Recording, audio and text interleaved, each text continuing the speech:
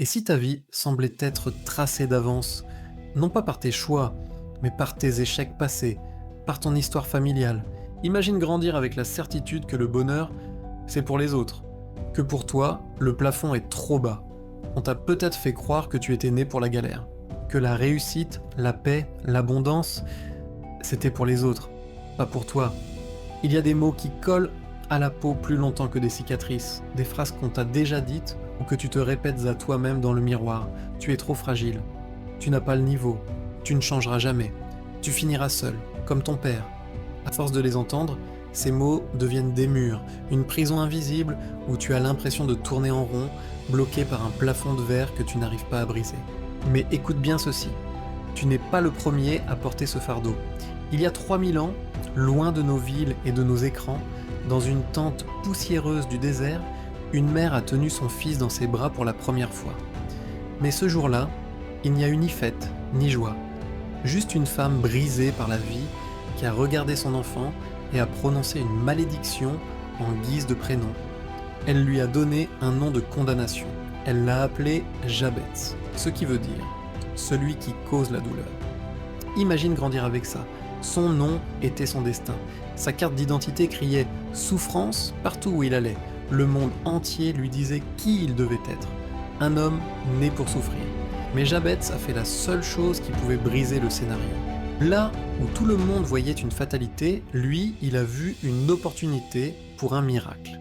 Il a refusé l'étiquette. Et au milieu de son désert, il a osé demander à Dieu de réécrire l'histoire. Voici l'histoire de l'homme qui a refusé d'être une victime. Et c'est peut-être ton histoire.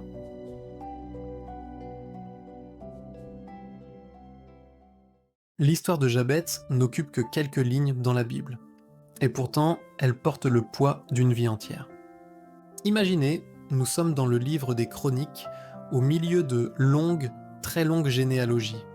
Des noms qui défilent les uns après les autres, comme un générique sans fin. Des pères, des fils, des lignées, c'est presque monotone. Puis, soudain, le projecteur de Dieu s'arrête sur un seul nom. Un nom que la Bible met en lumière, Jabez. Le texte nous dit « Jabez était plus honoré que ses frères. Sa mère lui donna le nom de Jabez car elle dit « J'ai enfanté avec douleur ». Voilà comment tout commence.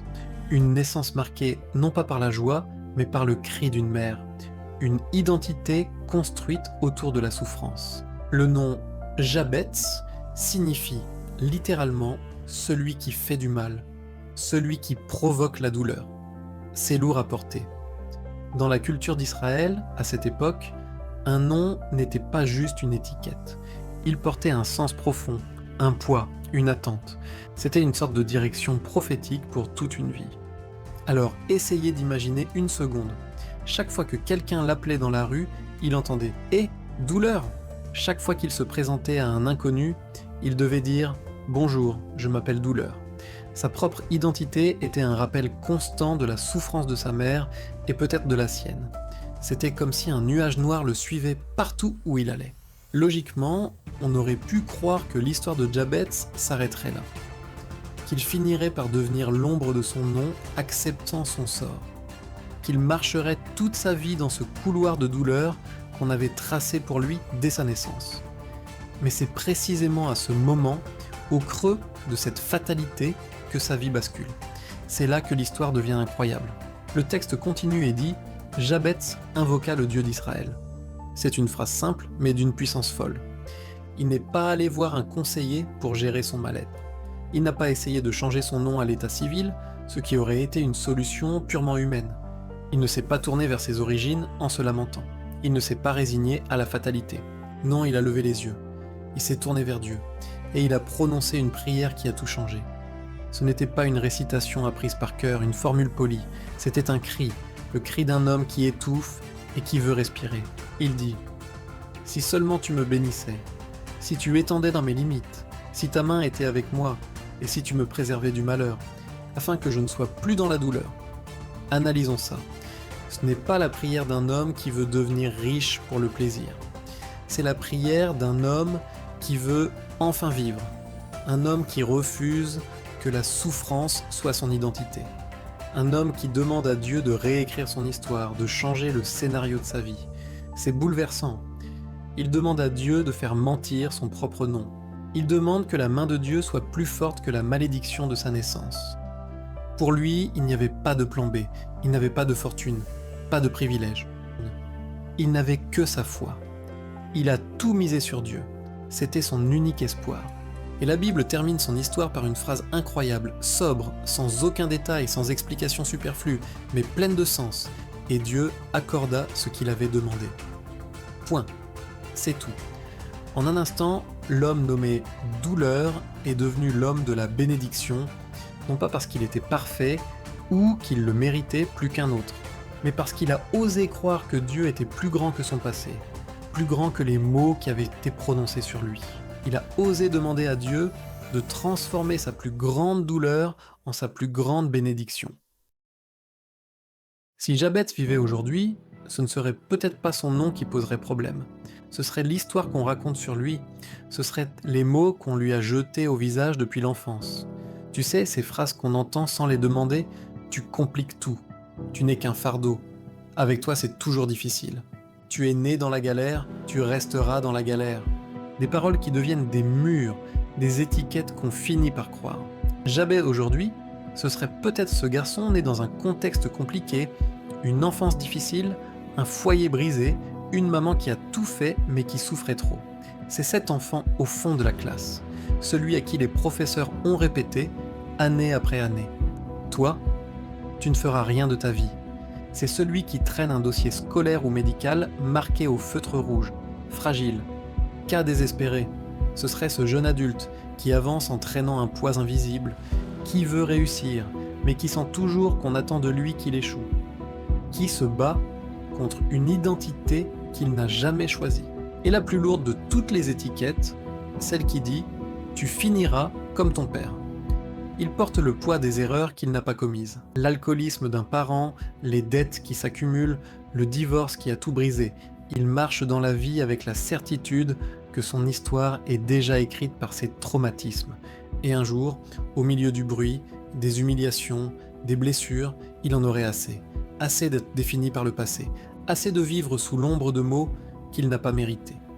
Assez de croire que sa vie est fermée avant même d'avoir commencé.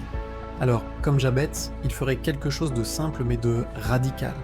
Il parlerait à Dieu, pas avec des phrases non compliquées, pas avec des formules religieuses, juste avec un cœur qui dit « Seigneur, je ne veux plus rester celui qu'on a dit que j'étais, bénis ma vie, ouvre-moi un chemin, protège-moi, change mon histoire. » Et dans un monde où tout semble incertain, instable, fragile, ce que Dieu voudrait pour lui serait le même miracle que pour Jabez.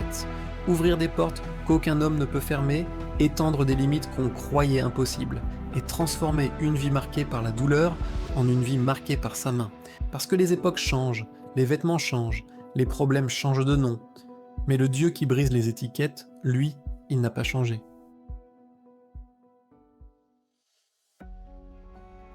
Alors, qu'est-ce que cette histoire nous crie à travers les siècles ? Premièrement, tu n'es pas condamné par ce qu'on a dit de toi. Jabez est né dans la douleur. Son nom était une étiquette, une blessure, un rappel constant de souffrance.